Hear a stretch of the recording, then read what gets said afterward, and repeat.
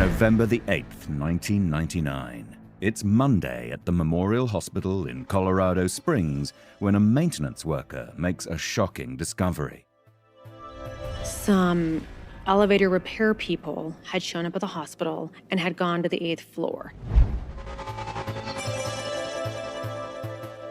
At that time, there was renovations happening at Memorial Hospital, and there was only a few people who had access to that 8th floor. The repair workers noted that as soon as they got there, they noticed a foul smell, and they started searching around. When they went to the staircase, they said that's when they found what they thought was a body. It's a smell like no other. You don't mistake that smell for anything. So once you know what that smell is, it sticks with you for the rest of your life. The body is under a staircase leading to the helicopter pad at the hospital. It's wrapped in a sheet covered with construction plastic and sealed with duct tape. The employees who discovered the body initially contacted Memorial Hospital staff. And then a call was placed to the Colorado Springs Police Department. Our patrol officers would have responded on scene. And then once they get on scene, they're going to call our homicide unit to come out, and that's when we started our investigation. Police are soon on the scene. You're looking for clothing fiber, you're looking for hairs, blood spatter, anything that doesn't belong. And if you have any doubt, well, you're grabbing that. So a lot of times you're grabbing things that have nothing to do with the crime itself, but they're just within the scene. Because once you let that scene go, you can't recreate it. You have one shot at the scene. So you're grabbing typically more than you need. And then once the scene was processed, then we'd call the coroner's office, and the coroner's office would come and remove the body. The body's wrapped in plastic. So it's not obvious what we're dealing with. In those cases, after law enforcement arrives, after the homicide detectives show up, clearly this is suspicious. Clearly there's high concern for foul play. So the decision's made early on that the quickest way to get that critical piece of information about who this person might be is to go ahead and open the plastic at the scene. Now it's highly irregular. In most cases, we're going to bring those remains back to the morgue first before we start to unwrap or do anything else to it. In this particular case, the decision was made, let's open it now in the presence of everybody. We can document everything, and we can get that critical piece of information going. The examiners needed to get an identification. In this particular case, number one is we got to figure out who that body is. The tarp was wrapped fairly tight to the fact that you could see the outlines of a body. You could see where the head was. You could see where the feet likely would be. But you couldn't see any greater details of what this person might look like and who they might be. But as the examination began, some things were immediately evident. They immediately knew that she had been sexually assaulted. When the coroner continued to cut the tarp or the plastic sheeting upwards, her shirt was also raised up, exposing her breasts. Again, a sign that there had been some kind of sexual assault.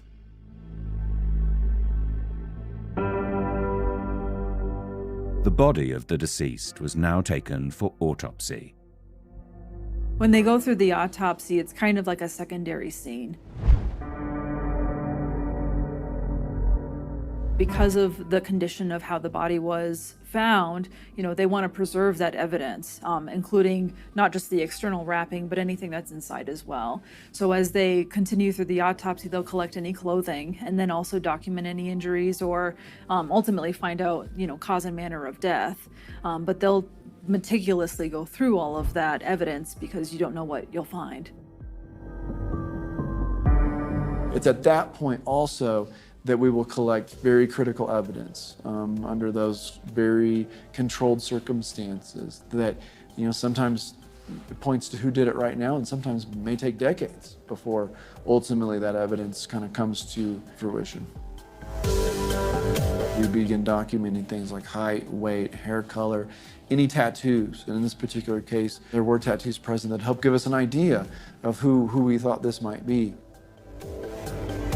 Through fingerprint identification and a distinctive tattoo, it soon becomes clear the deceased is Jennifer Watkins. Jennifer's clothes were in disarray. So although it appears that, by looking at it that there was a sexual assault, you're still not sure, because sometimes when people kill somebody, they'll display the body for shock value. So you have to go in with the autopsy and find out if there was a sexual assault, if there is semen present, and just looking for other trace evidence on the body itself. We begin to clean the body, collecting evidence along the way that could be important, then disrobe the body, examining those clothing for any evidence as well. Once we have the body cleaned and much greater visibility, well, that's when we begin to really dig down and figure out what kind of injuries are present, what kind of object, what kind of weapon could have been used here. All that information is being given to law enforcement at the time of the autopsy, so that all this communication is provided instantaneously. So you have to look at the inside of the body to figure out exactly what happened. And in this case, we have what we call subscapular hemorrhage, meaning bleeding or bruises that occur below the surface of the scalp, essentially overlying the surface of the skull itself. Now, in some cases, people die, they fall down, they hit their head, they can get some of this bruising. But in this case, we have that subscapular bruising essentially all over the head. Anytime you see that, you know that this person had multiple impacts. This person has been the victim of multiple blows to the head from different directions. That shows a lot of anger directed at this person, and we have to try to find out who is that angry and what their motivation was. The examiners are able to come to some conclusions. At the end of all that, we're going to compile all of that information in a single report, which we call the autopsy report. And at that point, the forensic pathologist and the coroner makes it as a medical opinion, offers a medical opinion about what they believe happened based on the totality of the evidence, the scene, the autopsy, and the history of which we know about this person as to what is the cause of death, but not just that, but the manner of death, the circumstances. What category does this death fall into? And in this case, the cause of death was ruled blunt force head trauma, and the manner of death was ruled homicide. Police are already aware of Jennifer. She had been reported as a missing person at the weekend. A missing persons report will indicate when they were last seen compared to when they were actually reported, and then also a brief synopsis regarding her, where she was last seen, what she was wearing, and her general demographics. The reports had been timely. The family was clearly concerned. When the phone calls came in, one is from Miss Watkins, Jennifer's mother, and she was reporting that Jennifer was missing, that she was supposed to come home from work, and at that time, Jennifer's mother was watching her kids, and Jennifer never made it back from work, and so she was concerned about that, because Jennifer, from all the accounts that we heard, was a very good mother and would never leave her children like that. Detectives now need to find out more about Jennifer Watkins and her life. Jennifer was just a few weeks away from her 24th birthday. She was a very young mom. She had a 3-year-old son and an 11-month-old daughter. Jennifer had always kind of struggled to make ends meet, and getting this job at Memorial Hospital was her chance to try to get out on her own, get some money. She worked a day shift during the day from about 9:30 to 7:30. But Jennifer had ambition. She had aspirations to be becoming a nurse, which is why she was at the hospital to begin with as an employee. Jennifer was a very good employee. She was consistently showing up for work on time. She did her job, no complaints. She did not seem to have any problems while she was working at the hospital. Her supervisors spoke well of her. Her coworkers spoke highly of her and said that she was very friendly. Although she didn't have a lot of close relationships, she had only been working at the hospital for a short period of time. Kids, from what we saw, loved her, and she loved her kids. So she was, just your all-American girl who was trying to, come up and be successful. Her husband, Michael, also worked at Memorial Hospital in housekeeping, but he would go to work at 11 o'clock at night to work the overnight shift. That's why her mom would watch the kids so Michael could sleep during the day. Michael had also contacted law enforcement. When Jennifer hadn't gotten home at 9 o'clock, Michael started to call Jennifer's mom to ask if she had stopped by to pick up the kids. And then he proceeded to call her every 15 minutes until midnight to try to figure out where Jennifer was. He then called police to say that his wife had not returned home. He had a friend take him to the parking lot where Jennifer parked her car. It's about a mile away from the hospital, and employees would sometimes park there as off-site parking. It was there, it was locked, it was exactly how he expected that she would leave it. Then he had the friend take him to the hospital where he confronted Jennifer's supervisor, asked what time she had gotten off, and then he proceeded to call police and say that his wife had not returned home from work. It appeared that nothing out of the ordinary had happened on the day Jennifer had gone missing. That morning was sort of like any other morning. She woke up, she dropped off her kids at her mom's house. When she got home, her husband asked her to take him to an appointment, so she called work and said she was going to be about an hour late. She got to Memorial Hospital about 10:33, and her shift was just like any other day. She worked in the dietary unit and the cafeteria. So she spent that day doing her work, and the last time she was seen was between 5:30 and 6:30 by her supervisor. He said that he saw her by the cafeteria. She was to go pick up the food trays on the different floors of Memorial Hospital. She did that every night, and so he watched her doing that, and that was the last time anybody saw her. Crime scene detectives now removed other items from the scene. They took a mobile cabinet that had been hanging on the wall. They also took a blue t-shirt that was wadded up on top of that cabinet. They took a brown paper bag as part of the evidence. They also took the black sheeting that Jennifer's body had been wrapped in, along with the duct tape. As far as the scene processing, they would look at everything. So if they located any fingerprints or anything that seemed out of the ordinary or related to the scene, they would either document it by photograph or just by documentation, and then they would process it need be. So if they found fingerprints, then they would process those fingerprints at that time. The investigating team also conduct interviews with members of Memorial Hospital staff. So we started to conduct our investigation, and we started to ask questions and meet with various members of the hospital staff, employees, in trying to discover what exactly was going on. They interviewed a ton of people, hospital staff, not just nurses and doctors, but all types of staff that worked in the hospital, and anybody that could possibly have any information regarding who had last seen her, her last time of known location, any information that they could have obtained.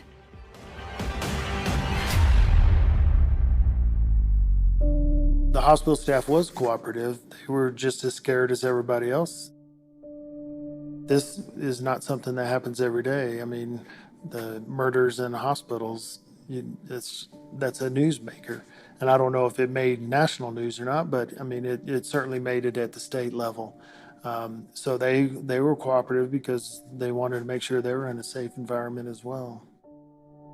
Detectives also began to get leads and tip-offs about who might have been responsible for Jennifer's death.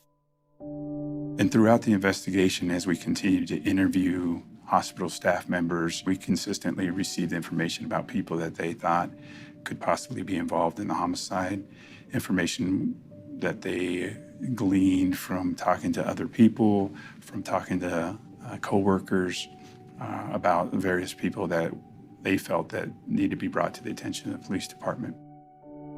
Inquiries now honed in on the last sighting of Jennifer and her last known movements.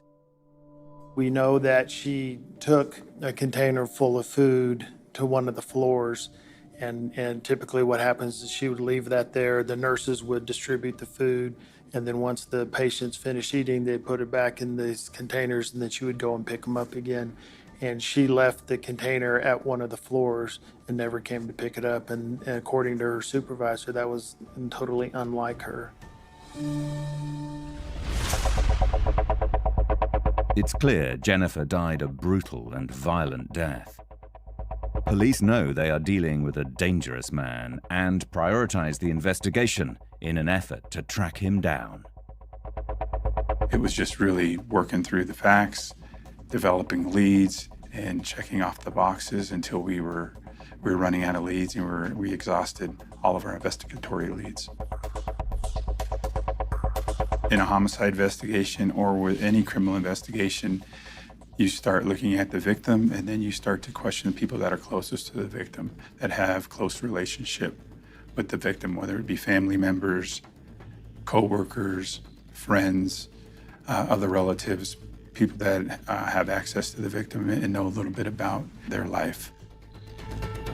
Family members, close friends are the ones that have the most knowledge of her. So that's where we're gonna focus our investigation, just to get a sense of who Jennifer is, because we never heard of her prior to that day. We received a ton of information about people that may have access to the 8th floor in the hospital, that could have been working there as contractors or construction workers at the time the hospital was under extensive renovations. So trying to work through all that information was challenging and difficult. But we started with the family, and then we moved on to coworkers, and then we moved on to individuals that would have had access to that 8th floor. The investigators also cast a wider net. We went through Crime Stoppers, and Crime Stoppers offered a reward for information leading to the arrest of Jennifer's killer. We did press releases throughout the investigation asking for anybody with knowledge of the case, knowledge of what might have happened, to come forward and bring that information to the police department. The amount of tips that police got was very surprising. They had anonymous letters, anonymous calls. There were so many rumors circulating about what happened to Jennifer. People were calling from Memorial Hospital. People were calling from other hospitals. There were friends of friends. Everybody had a story about what may have happened. So police had to follow up on all that. There was a guy who called who thought maybe his son had done it. So they swabbed the dad to determine that no, it was not his son. But everybody had a story to tell about what happened to Jennifer. In Colorado Springs, the murder was a big story. Jennifer's murder was something people were not used to. It's a safe town. It's I think, a quiet community, but for some reason, we've had our moments of national attention with crazy incidents that have happened, whether it's an active shooting or a band of fugitives that comes through. It seems like there's always something every couple of years that gathers people's attention. We have some of the greatest natural beauty and wonders that this country has to offer. But like every city, and we are a city, there's always that underbelly. There's always the drugs and the violence and the things that certainly they don't put on the tourist brochure, that the average tourist and citizen who came through here would never know about. But when you live here and you do the kinds of things that I do for a living, those two things go in hand to hand. And sometimes it is tough to reconcile, this gorgeous garden of the gods with this majestic mountain in the background with the ugliness that every city has. It's transient in population. We have an interstate that runs through town, and so we have a lot of tourists that come in here. So there's a lot of movement here. Michael and Jennifer's relationship had been difficult. The marriage was, I would say, was not ideal, that there was some problems in the past. The relationship between Jennifer and Michael was pretty volatile. They had lots of arguments. There were times that Jennifer's mother, Irene, wanted her to call police because Michael had gotten violent. But Jennifer never wanted to press any charges. Jennifer confided in one of her very good friends that at some point she would like to leave Michael if she could get her feet on the ground. But their relationship was not a good one. Michael was open to the police and told them that he and Jennifer had had several affairs on each other. For the detectives, Michael was a suspect from the start. By percentages, murders are done by people who know each other. And he presented well as a murder suspect. People would be surprised to discover that most violence perpetrated on others is not from drug dealers or evil monsters jumping out of bushes. It's unfortunately by the people that we know. The investigators started to dig into the Michael and Jennifer relationship. We'd ask, if there's any emotional problems going on, if there's any high stressors in her life. We get more personal. Are there any marital problems? Anything that would inspire somebody to become stressed and to act out of character. When he reported her missing, he was very quick to say that he presumed that she was dead, which is part of the reason that police had put him under a cloud of suspicion early on, because at that point, Jennifer's body hadn't been found yet. Initially, you're just getting a sense for who they are as people, and then you're listening to what is being said, and then as you're talking to them, you're just formulating and playing off that to try to determine if the spouse is involved in this. Police soon learned that Michael had a criminal past. It heightened their interest in finding out more about him. Michael had been in and out of jail several times. He had a pretty lengthy rap sheet. Michael's relationship with Jennifer's mom also was not very good. Jennifer's mom told Jennifer several times that she wished that she would leave Michael. He was volatile and unpredictable. Michael's friends and the people who knew him say that he had a short temper. He admitted it. He was just very argumentative, and I think some might say that he was somewhat controlling. The police located Jennifer's car. Some things about it concerned them. One thing that the officers noted was that the car had some damage on it and also some red flakes of paint that had come off from something else. When the officer asked Michael what that was, Michael said a few weeks ago that Jennifer had run into a gas pump. But the officer cast doubt in that story because he said had that been from a few weeks ago, the red flakes of paint that were on the car probably would have blown off. And they hadn't at that point, so he brushed them off and they came off just fine. The forensics team who had dealt with the crime scene had collected excellent samples, particularly on the plastic in which Jennifer's body had been wrapped. What they had located on the plastic was what they identified as possible semen. They also collected her pants. On the pants, they also located possible semen. They identified that the semen on the plastic and the semen on the pants were a match to each other. As the investigation unfolds, they'll collect DNA from all different types of people to see if they can locate a match to that DNA profile. And unfortunately, of all the DNA samples that were submitted for testing for that match, that unknown person, nobody was a match. Despite the best efforts of the investigation team, the case goes cold. What made this challenging is the size of the scene as being in a hospital, and with the construction going on, the amount of people that we had to interview. And on top of that, our unit not only was responsible for homicide investigations, but we investigated felony assaults too. So those assaults still came in and other homicides still came in. So we have to divide our time and try to help where we can. So this one took priority, but eventually we had to pull back and take care of our other jobs too. No matter how many people we talked to, no matter how many samples we submitted to a Colorado Bureau of Investigation to compare to our DNA samples in the case, we just couldn't catch a break and we couldn't identify a suspect in the case. At the turn of the century, police in Colorado Springs were wondering if they would ever find the killer of Jennifer Watkins. Despite a detailed investigation and significant forensic evaluation within months of her murder, police were no closer to finding the killer of 23-year-old Jennifer Watkins. A hospital worker found dead in a stairwell in the Memorial Hospital, Colorado Springs on the 9th of November, 1999. It was an extremely difficult case to work because the hospital was such an enormous place.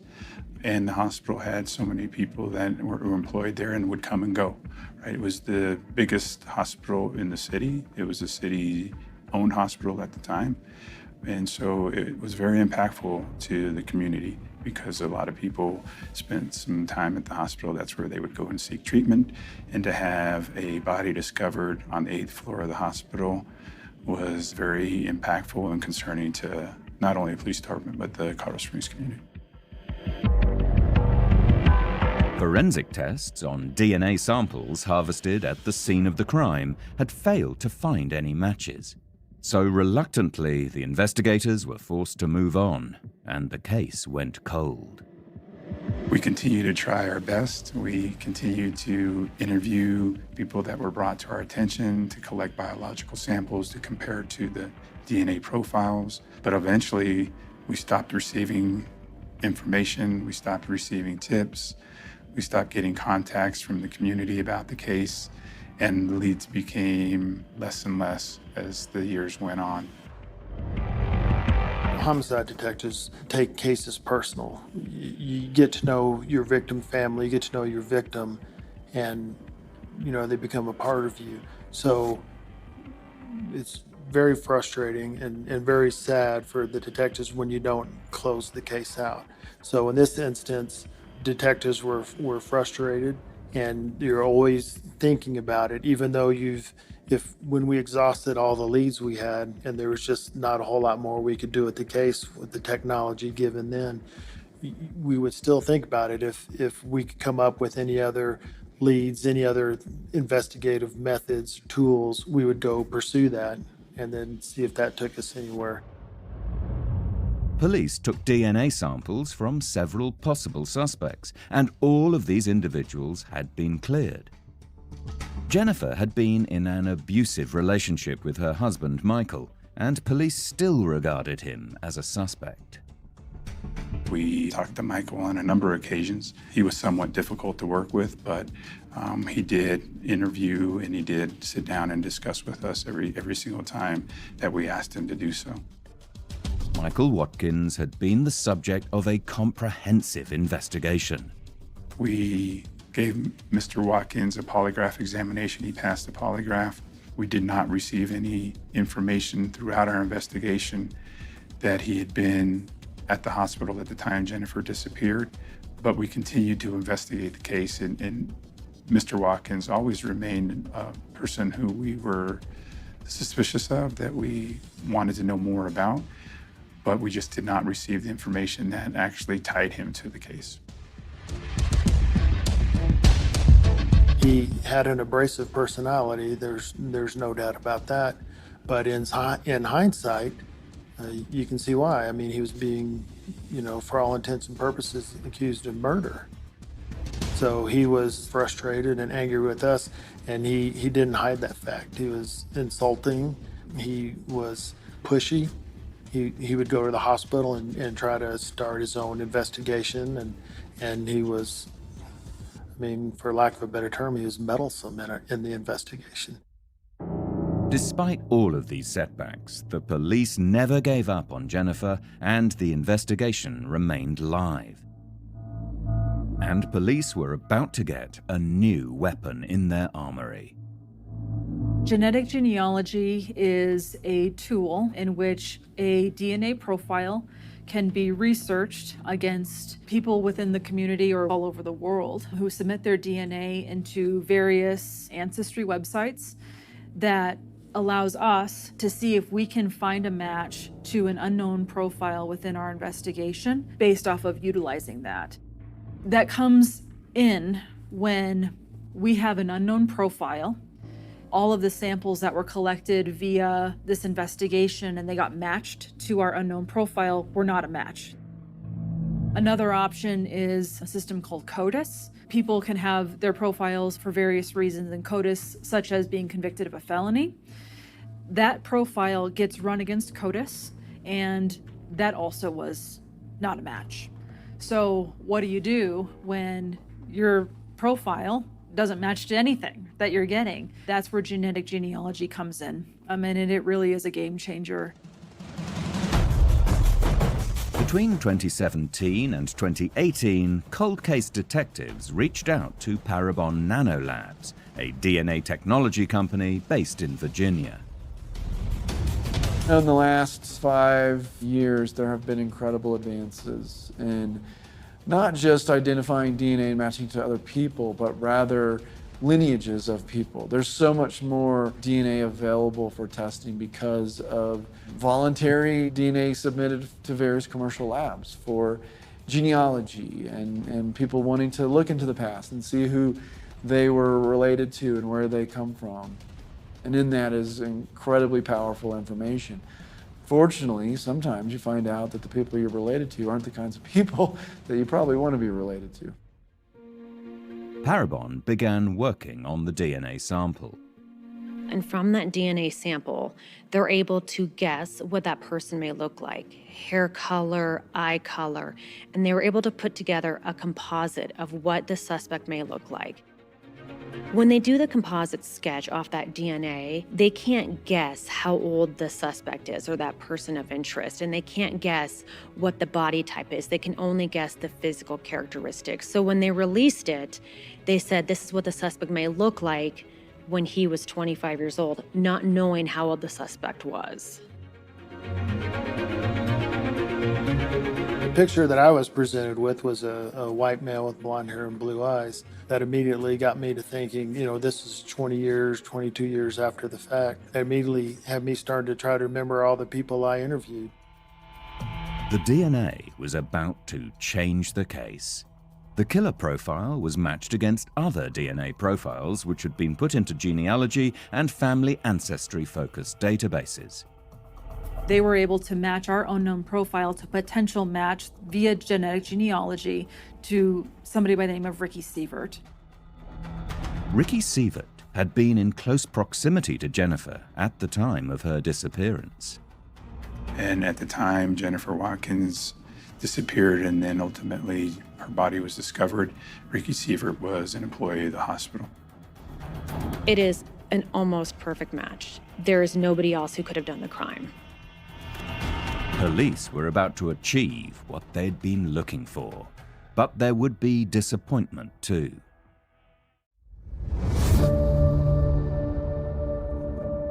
By 2019, police in Colorado Springs reopened their investigation in the case of Jennifer Watkins, a hospital worker murdered on or around the weekend of the 6th to the 7th of November, 1999. What had been a cold case had come back to life because of revolutionary new familial DNA technology. A DNA profile developed from evidence left at the scene of Jennifer's death had been matched to a profile on publicly available genealogy websites, which a family member of the man who is now a suspect had uploaded. The DNA profiling had introduced a new match, a man called Ricky Sievert. Ricky Seaver was 29 years old. He had worked at the hospital for a little more than a year. He was a maintenance worker, and his shift was 3 o'clock in the afternoon until 11 o'clock at night. And he was there the night that Jennifer was murdered. He was questioned very early on in the investigation, like so many other workers at Memorial Hospital, but he said he did not know who Jennifer was. He was one of the employees who did have access to the 8th floor. But there was bad news for the investigators. Sievert had been killed in a car accident in 2001, almost 2 years to the day after the murder of Jennifer Watkins. So contacting Ricky was out of the question, but we needed to get DNA somehow, some way. And our detectives were able to get that through an investigation, and they developed a DNA profile that actually matched the DNA profile from our homicide.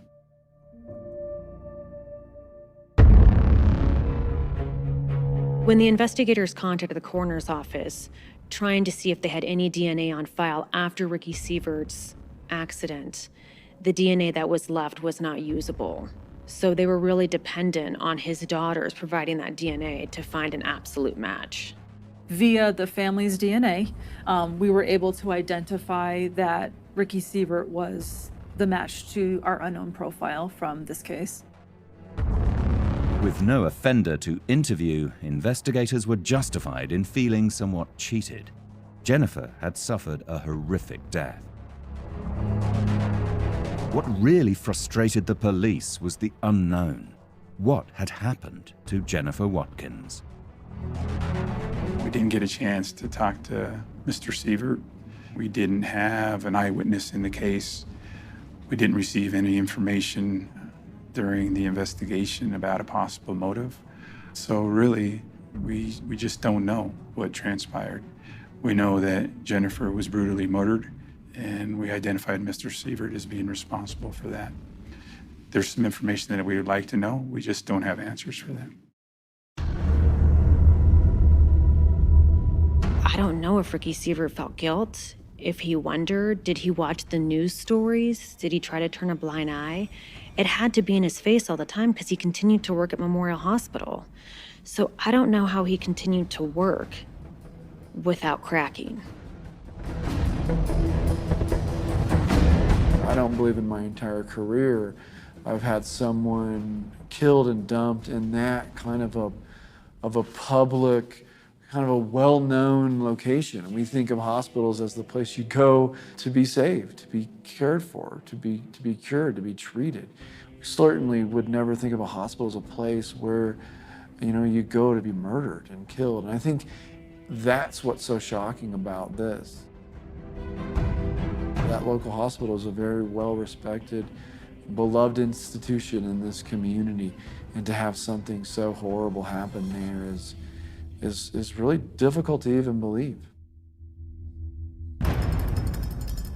In the case of Jennifer Watkins, the availability of revolutionary new science like familial DNA was a game changer. They never gave up on the case, and they continued to utilize newer technology, advanced technology in DNA to ultimately come up with a suspect and close this case with identifying a suspect who was responsible for Jennifer's murder. It is tragic, of course it is, but it's the same level of service that we give on all of our cases, whether it's a homicide investigation, a fraud investigation, a narcotics investigation. We all do our best because we want to make sure that we provide the best service to the citizens here. These are folks who are brilliant and dedicated and care. And so it doesn't surprise me that despite time, none of them ever gave up. I felt that our detectives worked extremely hard on this case, and they never stopped investigating the homicide of Jennifer Watkins. And it came to a good conclusion. We were able to identify a suspect, person responsible for her homicide.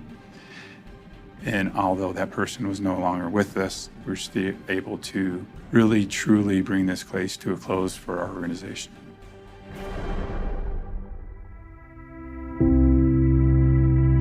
2 years, the worst job I ever had in my life was being the victim detective in a homicide, because I am ruining people's lives. I'm the face of death. I'm the one who knocks on the door in the middle of the night and breaks the news that their loved one is dead. So in this case, it wouldn't have been hard at all, because the family knew all along the hard work we gave for this case and knew the dead ends we got to. So telling them that it was solved, I mean, that's every homicide detective's dream, is to be able to come in with the answers. A resolution and closure for the family of Jennifer Watkins, all driven by genetic genealogy. And it wasn't until advancements in DNA technology and genealogy that we're able to solve this case and bring the case to an end. The technology they used and the science they used is amazing.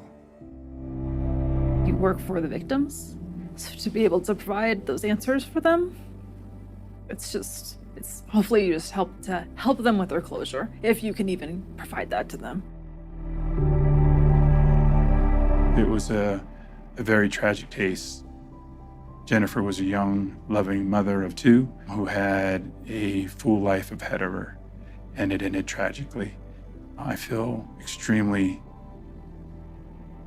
bad for the family, for Jennifer's mother, her brother and sisters, and the kids that had to grow up without their mother. They were just infants at the time, and it was just a very, very sad situation for everybody involved.